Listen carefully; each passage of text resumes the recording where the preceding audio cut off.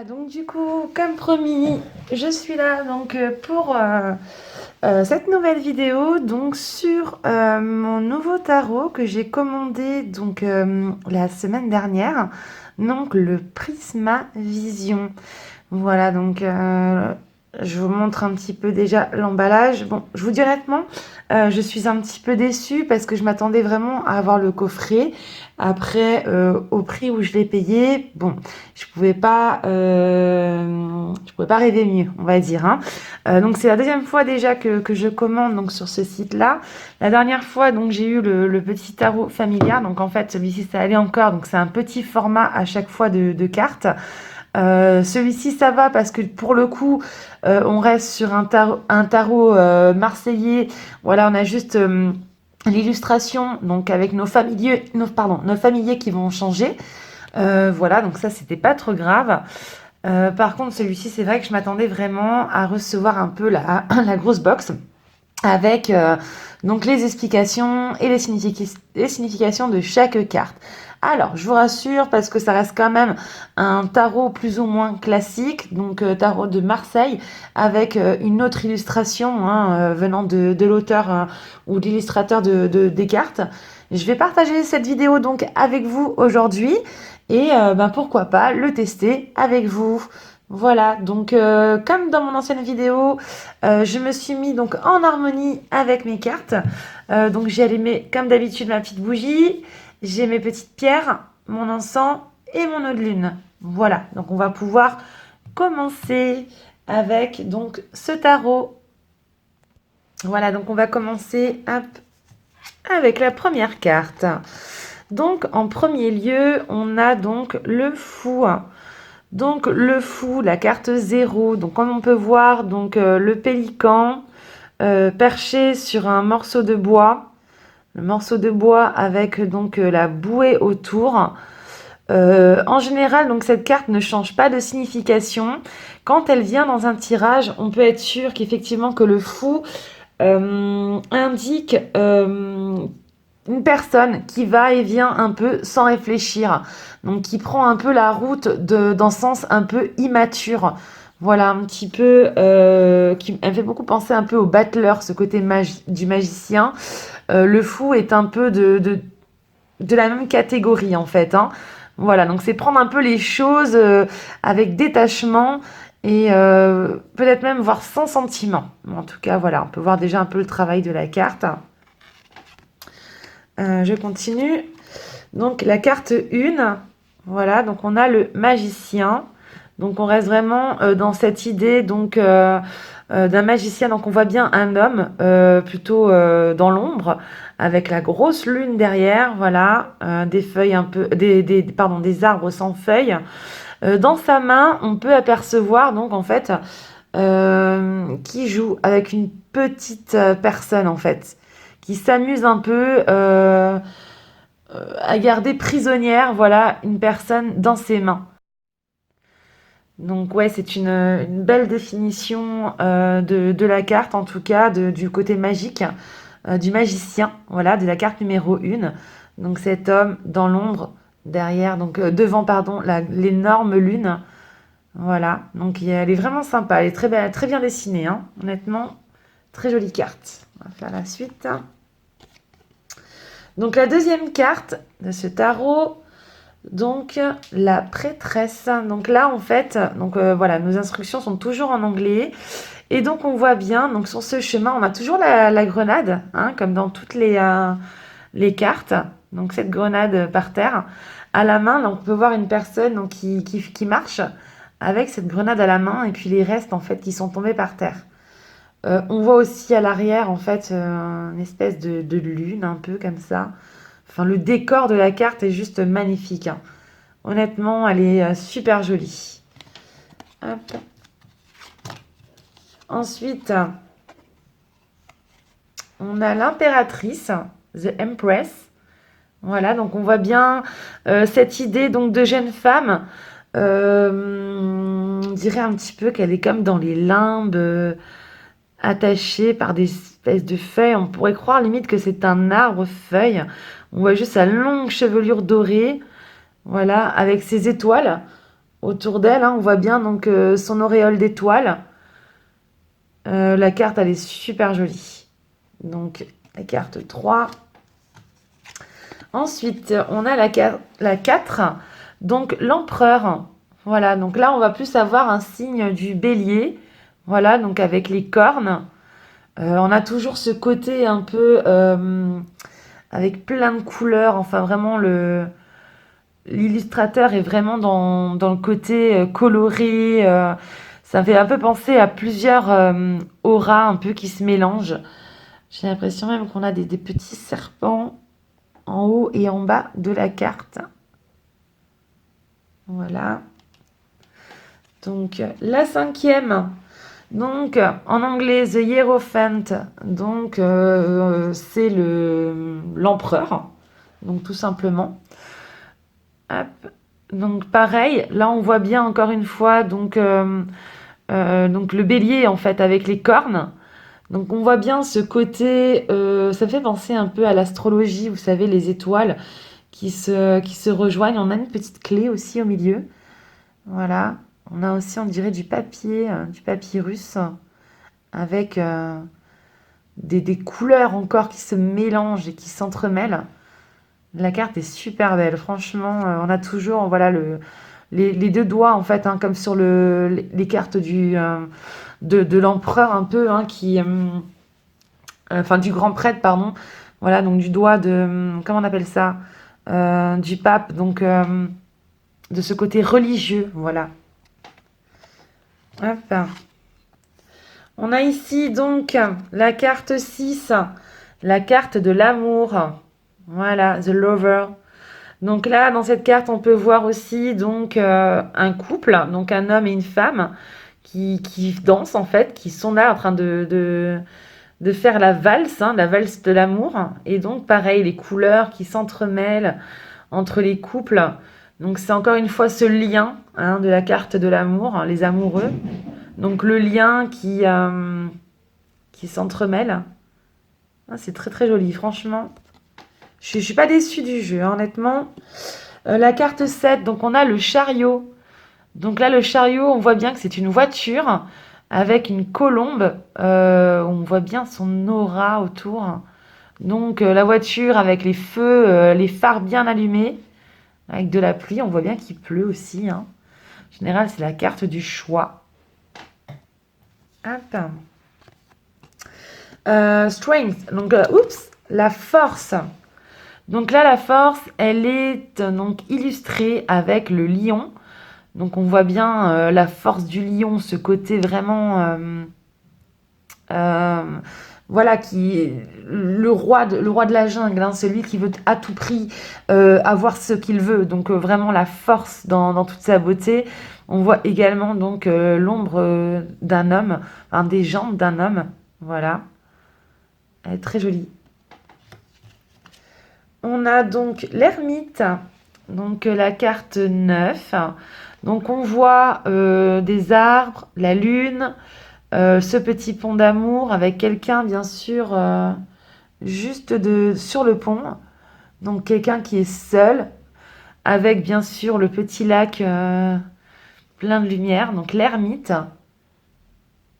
Je me demande quand même qu'est-ce qu'il tient réellement dans sa main. On dirait...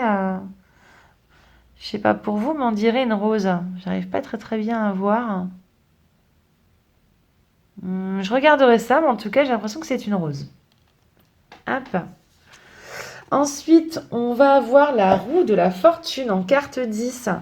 Donc pareil, c'est une jolie carte. Donc là, en fait, on voit clairement carrément deux serpents, donc un rouge et un bleu, s'entremêler. On dirait un peu le bien et le mal, qui s'en prend aussi au pan. Voilà.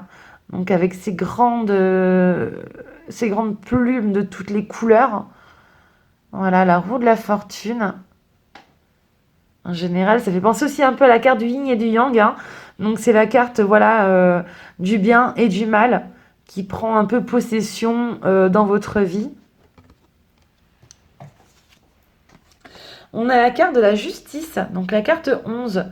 Donc elle est bien définie, la justice. On voit donc cette main qui tient donc une lame.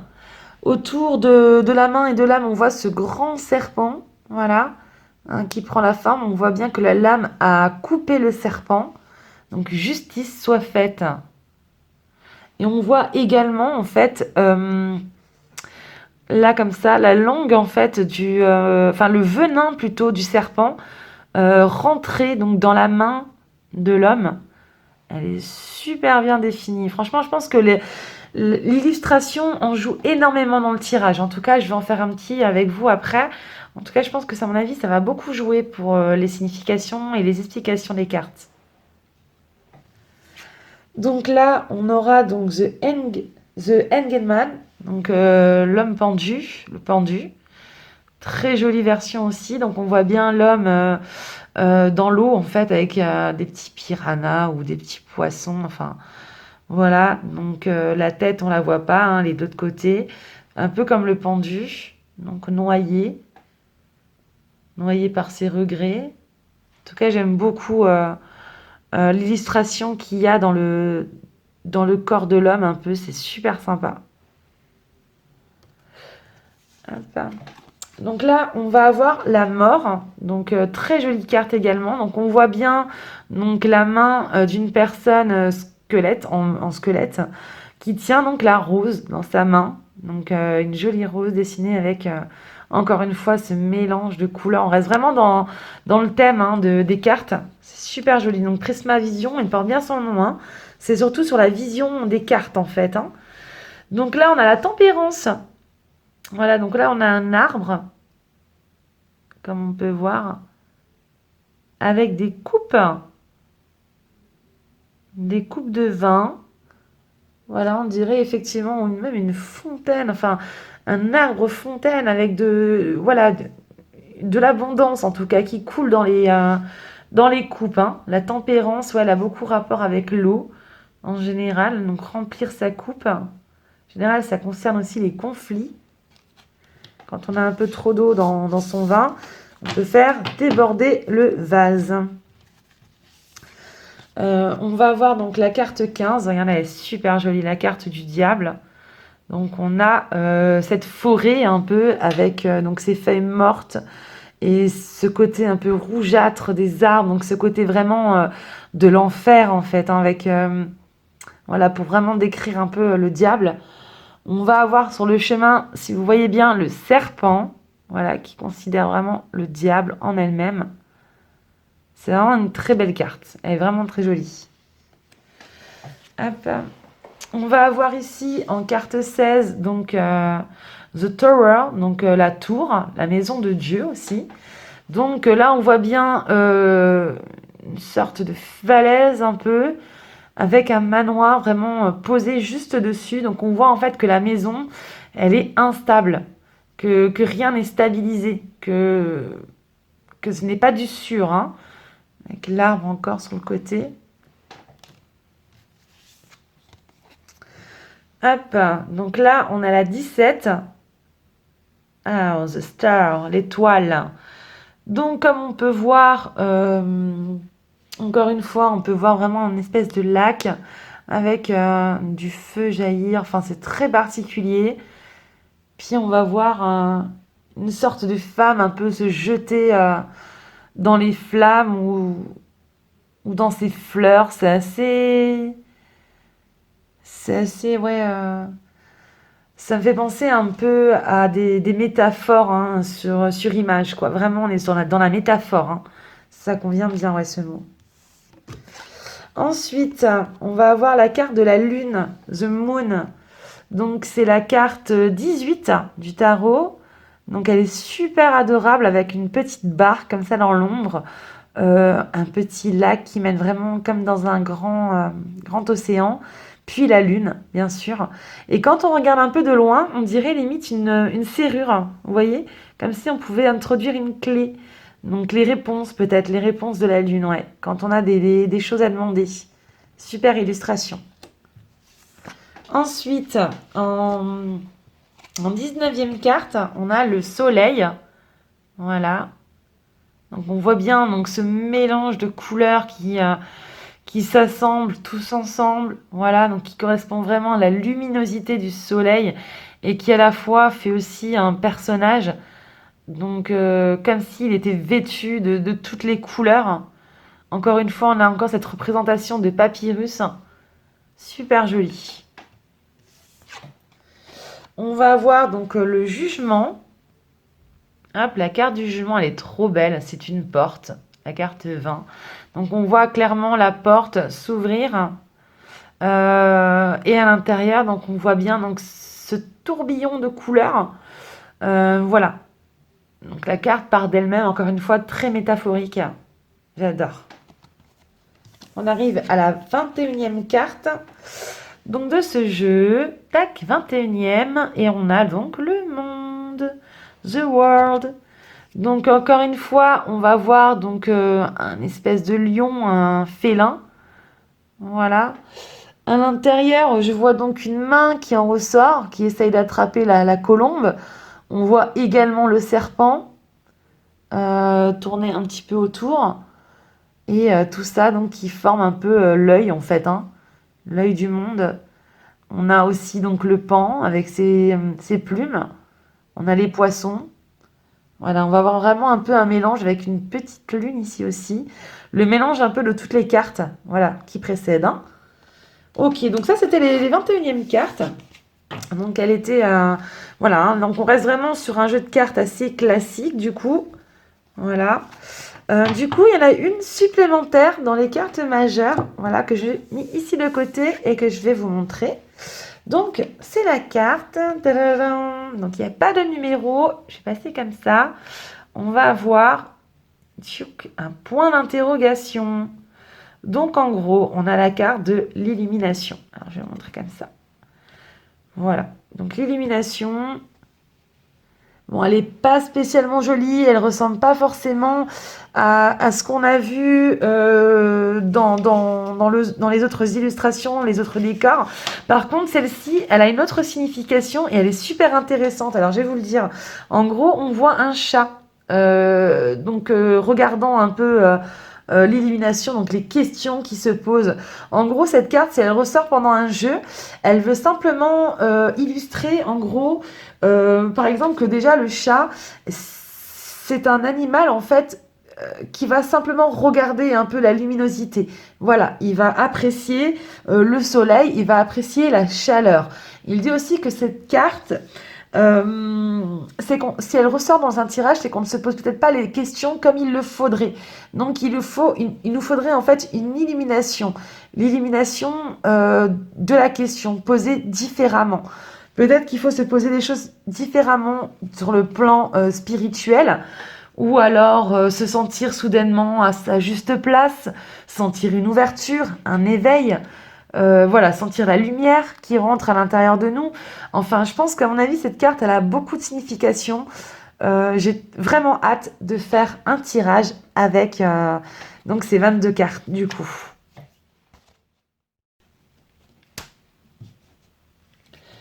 Voilà, du coup, là, je vous ai montré un peu donc les cartes majeures et je vais vous faire un petit tour en fait avec les cartes mineures. Donc les cartes mineures, c'est comme dans toutes les cartes de tarot. Donc on va avoir les coupes, les deniers, les bâtons et l'épée. Voilà. Donc en gros, ça va être important en fait à votre suite avec les cartes majeures, car ça va vraiment donner le sens du lien, le sens du lien qu'il y a avec vos tirages. Et ça sera vraiment encore plus poussé en fait que juste la description des majeurs. Voilà. Donc là, en gros, je vais vous montrer quelque chose de super intéressant. Alors, je vais juste mettre la caméra un peu plus comme ça. Voilà. Alors, je vais vous montrer ça. Vous allez voir, c'est super beau. Alors, on va commencer avec l'as d'épée. Donc, l'as d'épée. Donc, on est sur un côté glace, hein, pour le coup. Voilà. Donc, un monde froid avec des petites étoiles. Donc, vraiment ce côté froid de la carte. Je vais vous la mettre ici, vous allez voir mieux comme ça. Juste vous enlever ça, parce qu'il me faut un peu de place. Je vais prendre du coup la numéro 2, donc vu que là on a la carte 1. Donc la 2, c'est celle-ci. Donc on voit un homme avec 2 épées. Voilà, donc on reste dans le thème de la carte. Et regardez, quand je les pose à côté, qu'est-ce qui se passe? Ça me fait tout un monde. Ah, c'est super joli. Donc là, c'est vraiment un exemple pour la vidéo. Je vais vous montrer en même temps dans la vidéo, je vous mettrai des petites photos du tableau complet des cartes. Comme ça, vous le verrez complètement. Voilà. Hop. La troisième, donc on voit bien les 3 épées. Donc on voit bien que ça continue notre monde. Et ce qui est génial avec les cartes, c'est qu'en fait la première, elle fait tout de suite un peu l'ouverture du monde. J'ai l'impression même que là on est un peu sur l'épée d'Excalibur, vraiment le côté du vœu, un peu avec les étoiles, la lune, les réponses qu'on attend et qui peuvent se réaliser. Voilà la 4. Hop, juste bien la mettre. Voilà. La 4 d'épée. Donc pareil, on va avoir les 4 épées dessus. Donc 1, 2, 3 et 4. Voilà. On a notre monde. Du coup, j'ai la 5e carte. Alors attendez, je vais juste un peu plus faire comme ça. Comme ça, vous voyez vraiment le thème en entier. Ça va être plus sympa. Tac, tac. Voilà. Donc le 5.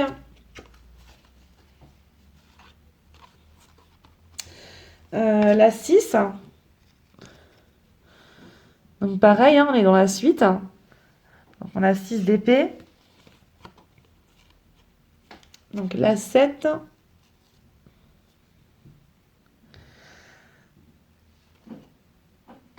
Non, franchement, elles sont super jolies, quoi. Même pour descendre un peu plus, alors attendez. Euh, pour vous montrer un peu plus, du coup. Donc là, j'avais donc la 8. Je vais vous montrer, donc, tac, ça c'est la 7. Donc on a encore tout ça à poser. Ok. Alors, donc là, vous avez la 8. Donc là, vous avez la 9. Donc comme vous pouvez voir, ça va donner vraiment la suite des cartes. Donc on voit donc ici les 8 épées. Ensuite, on a les 9. Donc en fait, les épées, là, ça va se jouer avec les dents, plus ou moins. Donc on voit bien donc l'oiseau, voilà, qui déploie un peu ses ailes. La carte 10, hop, qui nous montre donc le corps, voilà, de l'oiseau. Donc en fait, à chaque fois, ça vous fait une histoire.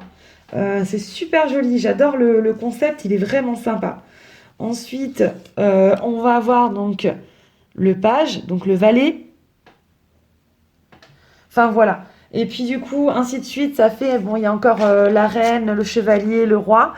Mais du coup, ouais, à chaque fois, du coup, on va être vraiment sur voilà, une suite en fait d'événements, une suite d'histoires. Et quand c'est disposé ensemble, c'est magnifique quoi. C'est vrai que le thème il est super, je l'adore. Donc là en fait on est vraiment sur le monde des épées. Voilà, donc je vais reprendre un peu mon monde d'épées. Hop. Mais ouais, le style des cartes il est génial. Génial. Du coup ça c'était les épées. Je vais vous montrer. Voilà, donc du coup, on va continuer, hop, avec tout ça. Donc, la première que je vais vous remontrer, ça va être l'as des bâtons.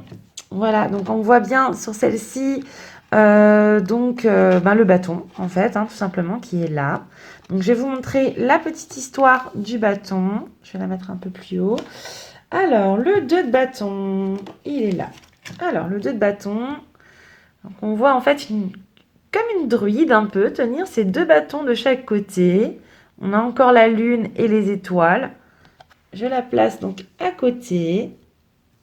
Tac. La troisième, donc on a encore donc cette femme druide. Voilà, on dirait qu'elle fait des petits rituels avec ces jolies petites fleurs. Ouais, super belle, hein, franchement. Tac. Donc elle fait son petit monde. La quatrième, donc avec les 4 bâtons. Ah, j'adore le jeu. Franchement, il est super. Le 5. Donc là, on a plusieurs personnes dessus, voilà. Donc, qui essayent de construire, en fait, on a l'impression, une habitation, quelque chose d'assez sympa, au bord d'une rive. Tac. Donc, ça nous fait notre histoire. Donc, on a la 6. Donc, je vous la montre comme ça, parce qu'elle est super belle aussi. Donc, c'est encore une fois cette druide donc, qui prend son bâton, on dirait qu'elle va faire un long voyage, donc avec ses 6 bâtons. Hop, alors la 7, elle est là. Donc on voit quelqu'un qui essaye de marcher à pieds joints donc sur chaque bâtonnet, assez compliqué à faire. Tac. Non, ça c'est la 7, 8 du coup. Voilà. Donc les 8 de bâton. Tac. Le 9 de bâton. Pareil, on voit encore cette druide qui place donc le bâton devant elle. Voilà, on a encore cette histoire. La 10. Voilà. Super jolie. Franchement, les cartes, elles sont magnifiques. J'adore cette histoire. Enfin, le côté histoire des cartes, c'est juste génial. Et puis, du coup, on a encore donc le page. Voilà, le valet. Euh, on va avoir le cavalier. Voilà, pareil à côté. La reine. Voilà. Et bien sûr, le roi. Voilà. Donc ça, c'était pour les bâtons. Hop. Ben, je vous montre encore les suivants. Voilà, donc je suis de retour pour les pentacles du coup. Donc je vous montre la première carte, elle est super belle. Donc on a la jolie porte comme ça, voilà. Hop. Donc franchement, c'est une très très belle carte. Voilà, donc les pentacles, donc les deniers, avec toujours la croix, hein, comme signification, enfin comme illustration. Je vais la poser là, la porte. Donc en carte 2, donc ça fait la continuation donc, du muret de la porte, avec donc les 2 deniers. On a le 3 de denier, donc on voit quelqu'un qui fait une réparation, qui rajoute une porte.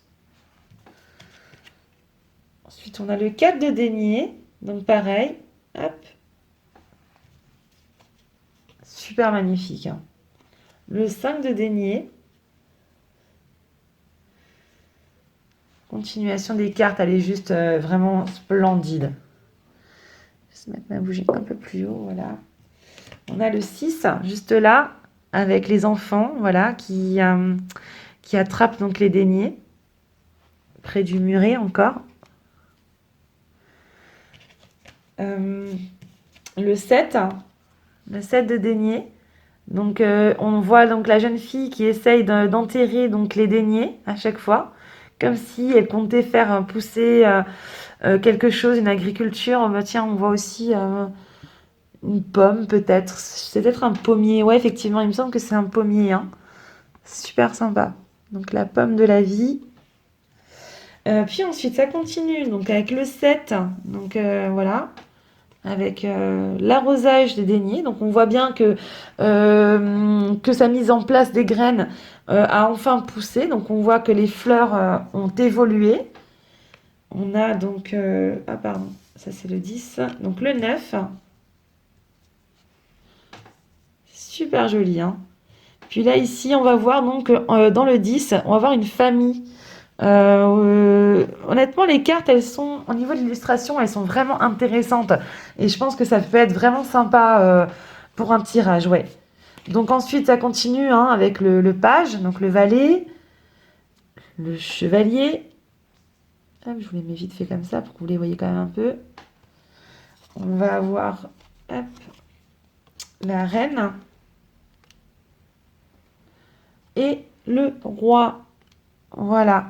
Donc ça, c'était pour les deniers ou les pentacles. Ça, c'est selon ce que vous préférez dire. Voilà. Bah, du coup, il me manque pardon, encore un dernier groupe. Voilà, je vais vous la montrer tout de suite. Voilà, donc je reviens donc, pour le dernier. Donc, on a l'as donc des calices. Alors, le calice, en général, ça concerne donc les coupes. Donc là, on peut vraiment voir donc un peu le côté fontaine de jouvence. Donc avec toutes ces coupes, voilà, qui sont empilées les unes sur les autres. On voit donc ces éclaboussures, voilà, donc vraiment la fontaine en fait, hein. Donc on va voir un peu ce que me dit la suite de ces images. Donc le 2, on va voir donc comme illustration donc un couple avec leurs deux petites coupes dans l'eau, voilà. Donc en fait c'est la suite. Donc en fait on a l'impression qu'ils baignent hein, dans la fontaine de jouvence. Hop, donc encore une fois l'illustration est vraiment intéressante. Le 3, donc on voit des petites danseuses avec leurs coupes, voilà. Donc ça continue. Le 4, on voit donc quelqu'un qui est tout seul avec ses coupes encore une fois. Dans le même tableau. Le 5, hop, donc on voit une personne qui jette ses coupes en fait, hein, qui jette ses coupes dans l'eau en fait, dans l'eau de vie. Alors ça à mon avis, elle jette ses regrets, ses faiblesses. La 6, on va avoir une femme dans cette eau justement, qui se baigne dans cette eau. Donc pour continuer, on a la 7 ici. Donc là, on va avoir le serpent en fait, hein, qui ressort un peu des coupes. Donc la 8, tac.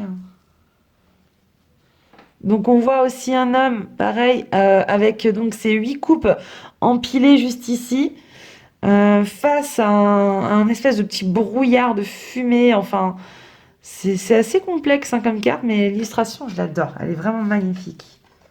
La 9, donc là, on va voir un homme assis sur un banc, voilà, dans la même illustration. Donc on le voit regarder un peu ces 9 coupes devant lui. Comme s'il regardait un peu sa victoire. Donc le 10. Donc là, on voit la carte 10. On voit des jeunes, en fait, sur l'arbre. Encore une fois, avec cette idée de coupe qui pendent un peu grâce à des filets. C'est super joli, franchement. Puis voilà. Puis du coup, comme je disais, on a donc là le valet. Je vais juste la mettre bien pour qu'on puisse finir cette catégorie. Hop, cette suite. Et donc ensuite, on va avoir donc le chevalier, voilà. Donc on a vraiment l'idée de l'homme en fait avec les coupes, hein, voilà. Puis l'énorme serpent de mer dedans, voilà. Puis on finit avec la reine des coupes et le roi des coupes. Voilà, donc ça part un peu en folie à la fin avec cet ordre royal. Voilà, donc là c'était un peu la représentation donc du Prisme Vision.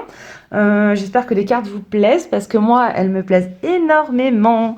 Voilà, donc du coup pour finir un peu cette vidéo, j'aimerais bien faire un petit tirage pour essayer de voir un peu les explications de l'illustration et voir qu'est-ce qu'il en ressort des tirages tout simplement. Bon allez, c'est parti. Voilà, donc je suis de retour pour le tirage. Alors, hop.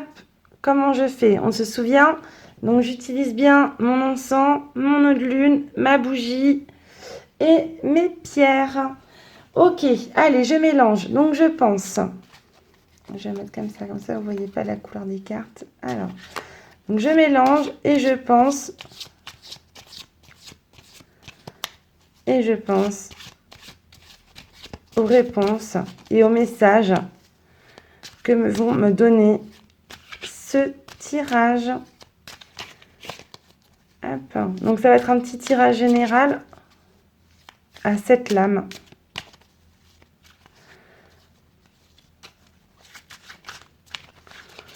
Oula, oula, oula. Oula, oula, on se calme. Ok. Bon, je pense que ça va être bien mélangé. Donc, on continue. Je me mets mes cartes devant moi. Comme ceci. Et je vais, avec les énergies, sortir les 7 cartes. Ok, bon, je me suis concentrée et j'ai donc pris mes 7 cartes. Je vais ranger le jeu. Hop. Ok, c'est parti. Alors, on va commencer par la première donc, que j'ai tirée. Donc, on tombe donc sur la carte de la mort. Voilà. Donc, je la pose ici. Donc, n'oublions pas, mes amis, la carte de la mort, qu'est-ce qu'elle signifie? Donc, la carte de la mort, surtout dans les premières cartes, donc c'est la carte du passé. Donc là, on voit bien une personne qui, dans le passé, a dû reprendre les choses un peu à zéro. Elle a dû reprendre sa vie dans un nouveau départ. Voilà, quelque chose d'important qu'elle a dû remettre en place pour revenir donc à sa vie correctement sur des bonnes bases. Ma deuxième carte, donc, c'est l'empereur. Voilà, donc on se souvient de celle-ci. L'empereur, donc, me dit effectivement que vous êtes une personne droite d'esprit. Vous avez effectivement des bases. Vous aimez les traditions. Vous aimez quand les choses soient stables dans votre vie. Vous avez ce besoin de choses stables dans votre vie. Et c'est très important pour votre continuation dans votre vie actuelle. En troisième carte, on va tirer donc le hiérophante. Voilà, je vous la montre. Donc, le grand prêtre, donc le pape, donc montre également qu'une union est en train de se faire ou va être faite. Une union même, voire qui arrive dans le présent. Une nouvelle personne, peut-être, même que cette personne-là pourrait donc éventuellement sensibiliser l'empereur. Donc si ça se trouve, c'est la personne que vous allez rencontrer qui est de nature très stricte, voire stable dans sa vie, qui recherche vraiment l'amour ultime. Voilà, donc ça peut être intéressant. En quatrième, j'ai sorti donc l'as d'épée. Donc l'as d'épée est intéressant, donc elle me montre en fait que vous êtes à la recherche de nouveautés, que vous avez besoin donc de reprendre quelque chose qui était à vous à la base, de reprendre une image, une entreprise, un nouvel amour, quelque chose en tout cas qui va recommencer et que vous allez reprendre depuis le début. Donc c'est la première carte de l'épée. Donc elle signifie énormément dans le tirage. En cinquième, je vais avoir le 3 d'épée. Voilà, donc elle me montre effectivement que les affaires que vous avez repris vont vraiment doubler, vont vraiment monter dans votre vie. Donc peu importe ce que vous allez entreprendre, tout va vous réussir dans les prochains temps. Donc, on a également le 4 de bâton. Donc là, il me montre effectivement que les projets que vous avez mis en place grandissent de jour en jour. Donc on arrive de 1, 3 et 4. Donc on est dans la suite des choses. On est dans une suite logique en fait d'un futur. Voilà. Et puis voilà, en dernier, donc pour la dernière carte, on a donc la tour, donc ou la maison de Dieu. Donc cette carte indique bien de faire attention. Donc ce n'est pas parce que votre projet monte en échelon ou que ce que vous faites ou ce que vous entreprenez est dans une réussite qu'il faut y aller les yeux fermés. Donc là, elle montre bien que votre projet reste quand même instable. Voilà, donc il faut quand même y aller doucement, en douceur, et ne pas y aller trop vite. Prenez votre temps et réfléchissez aux bonnes choses. Car effectivement, quand on va faire trop vite, souvent, on a tendance à tomber dans le vide ou se prendre un mur. Voilà, donc c'est la carte un peu qui vous dit, ok, votre résultat du futur est bien, on a vraiment quelque chose de positif. Par contre, faites bien attention, voilà, que ce que vous entreprenez ne soit pas non plus quelque chose qui puisse se désagréger voilà, d'un coup de main, comme un château de cartes par exemple, quelque chose de fragile. Donc on voit bien que si vous entreprenez une nouvelle relation, celle-ci reste quand même plus ou moins fragile. Si vous ouvrez un commerce ou un commerce, ouais, ou un projet important, voilà, pareil, hein, ce projet risque quand même d'être instable. Donc elle dit bien de prendre son temps et de ne pas se dépêcher non plus. Même si, voilà, on n'a que des bonnes cartes. Donc là, parmi donc, mes 7 cartes, nous allons avoir donc quatre cartes majeures qui vont sortir sur le tarot. Donc on voit bien déjà une personne qui a confiance en elle, donc qui n'a pas peur un peu de faire des projets et d'entreprendre de nouvelles choses. Voilà, donc en tout cas, le jeu de cartes reste positif. Bon, ça c'était le premier, hein, c'était juste un peu pour vous présenter un peu le tirage. Mais en tout cas, j'ai hâte de vous en faire des personnels avec aussi également et d'en apprendre davantage sur ce tarot. Voilà, donc ma vidéo sur le Prisme Vision est terminée. J'espère que mon jeu de cartes vous a plu, que cet oracle également, qu'elle vous a inspiré comme moi, que vous avez adoré donc l'illustration des cartes, parce que moi j'ai vraiment adoré. Donc ça y est, un nouveau tarot donc qui rentre dans ma nouvelle collection. Voilà, ben je vous dis à bientôt. Si jamais vous avez besoin, comme d'habitude, n'hésitez pas à venir donc sur mon groupe Facebook Les Prémonitions de Sibyl Mysteries ou alors sur ma page Facebook Sibyl Mysteries. Dans les deux cas, je suis là, je suis disponible. Je peux vous répondre donc directement, personnellement, vous faire des tirages en privé. N'oubliez pas sur ma page Facebook donc de Sibyl Mysteries, j'ai tendance à faire énormément de live, donc à peu près 2 par semaine, donc celui du lundi et celui du vendredi pour le week-end. Voilà, donc n'hésitez pas à venir voir mes lives, à vous liker, à vous abonner, à commenter ma vidéo s'il le faut. Voilà, ben je reste à votre disposition. N'hésitez pas avec vos questions. Gros bisous, à bientôt! Voilà, donc on peut voir la vue d'ensemble donc de ce jeu, donc Prismavision.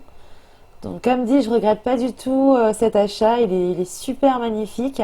Donc là, je vous ai fait également une petite vidéo pour que vous ayez vraiment la vue d'ensemble du jeu avec les 79 cartes. Donc il y en a une de plus, la carte de l'illumination. Voilà. Donc je vais vous la filmer un peu plus de près. Voilà. Donc là vous avez vraiment les 4 histoires et les 22 arcanes majeures. Donc vous avez la carte de l'illumination. Donc avec le point d'interrogation, on voit bien le petit chat qui cherche la chaleur. Et les 22 arcanes. L'histoire des épées. Donc on est dans le côté hiver. L'histoire des bâtons avec le côté un peu automne, avec les couleurs orangées, rouge, jaune, vraiment le côté un peu feuille morte. On va avoir un peu le côté été avec les cartes du denier et la construction du mur. Et puis donc les dernières cartes, celles du printemps on va dire. Donc les coupes, qui est une très belle histoire également, avec la fontaine de Jouvence. Voilà, donc j'espère que cela vous a plu. Je vous souhaite à tous une très bonne soirée. À bientôt, bye bye.